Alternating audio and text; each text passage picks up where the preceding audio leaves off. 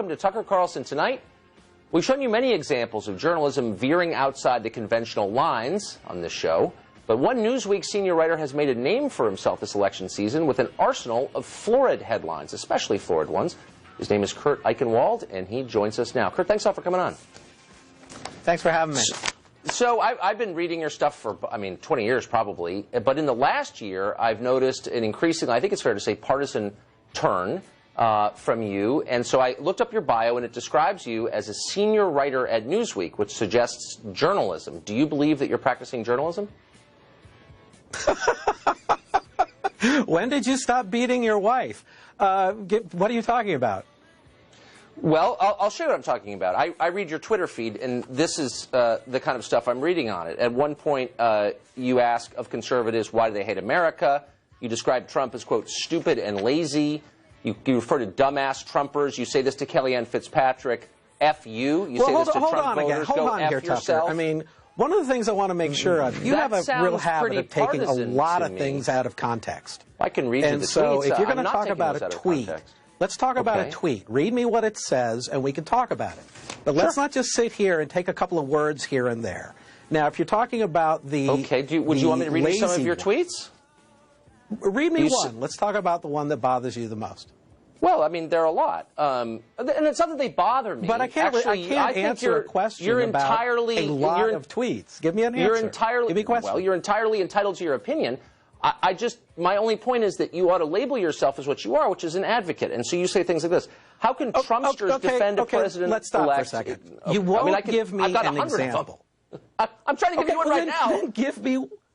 Here, you know what? Let's play the game another way.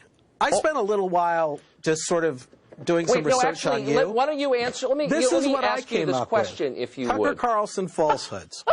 And I can sit here and I can read them to you one at a time. I appreciate it. And we can talk about what you have to say.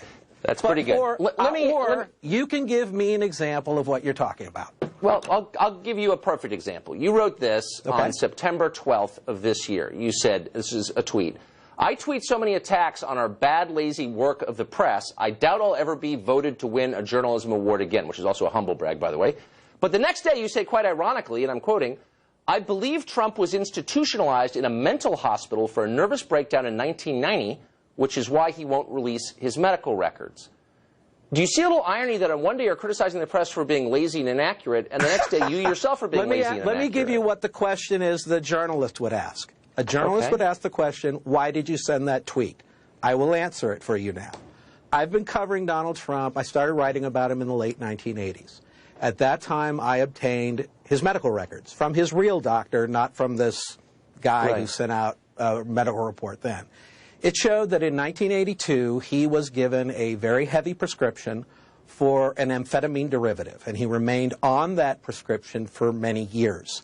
I knew from people inside the Trump organization that they were deeply concerned about his condition, that he was getting reckless, that he was getting impulsive, that he wasn't sleeping, that he was speaking with these sort of great variations of grandeur, that he could do anything.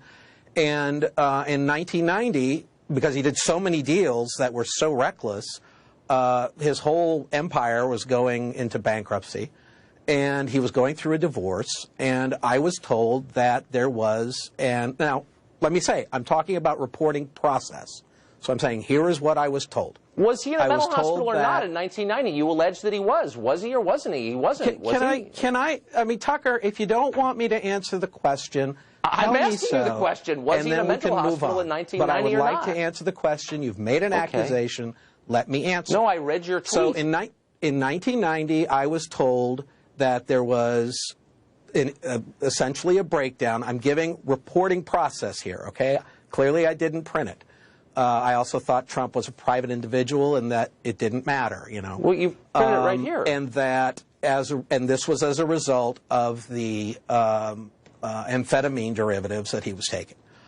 Many, many years pass, and we have now the election. Now, up until that point, prior to the election, this is a very long story. You said he was in a mental hospital in 1990. Was he or wasn't he? Can I finish, It's a really simple Tucker? question. I'm asking you to finish. Please answer the question. If you don't like the answer, don't have guests. But I would really like to answer your question. It's now, a simple question. Was he in a mental hospital, years. as you claimed, or wasn't he? Tucker, would you like me to answer the question or not? If the answer is no, say so. Please but succinctly answer the question. You You're want an filibustering answer with this if weirdness. you won't let me answer the question. Kurt, we can go back and say, oh, here are Tucker Carlson's falsehoods. Let's go through them one at a time. Kurt, I urge said the I guy will was send in a these mental to you. hospital. You can put them on the Fox News website. Okay. Do you want me to answer ahead. the question or not?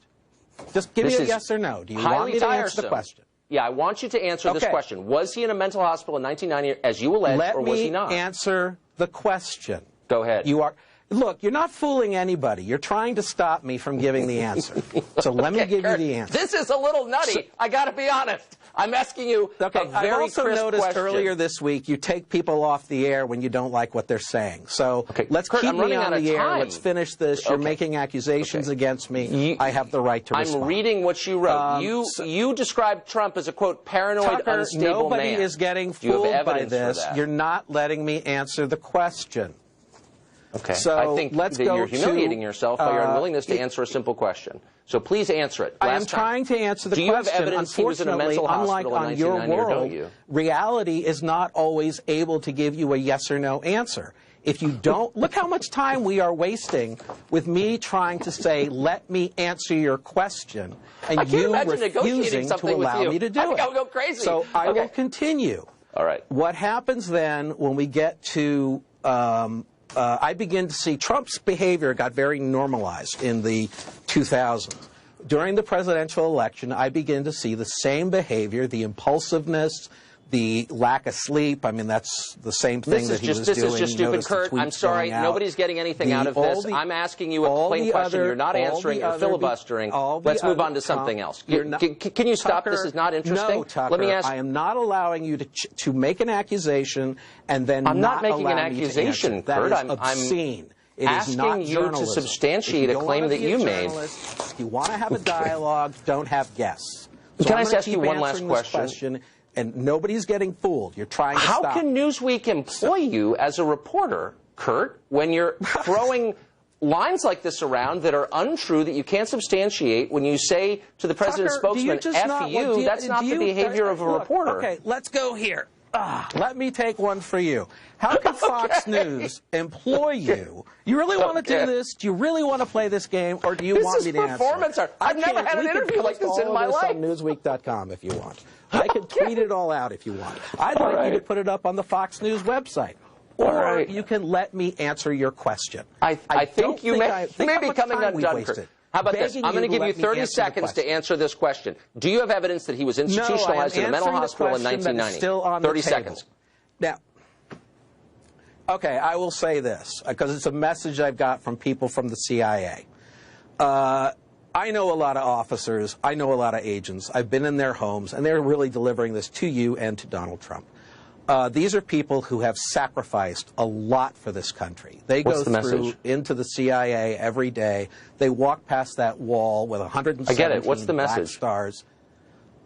If you're going to say that we can't talk about the fact that there are 117 patriots whose lives have been lost serving this country, that's fine. I'm starting to have concerns about you, Kurt. Right now, tell me what the secret message from the CIA is. Who are putting their lives on the line, who are to be sources of information for the CIA. That information is coming in. That information is then being put together by analysts who are not well paid, and they do very hard work, and they do it because they are patriots. I'm sorry, we're out of time, Kurt, and I don't mean this in a cruel way. I would have real concerns if I were one of your editors, and I mean that. I'm not calling anyone a liar, but I am saying I'm concerned about your behavior on this show tonight. But thanks a lot for joining us. That's because you won't let me answer your questions. I don't think anybody's fooled. Thanks a lot, Kurt. I appreciate it.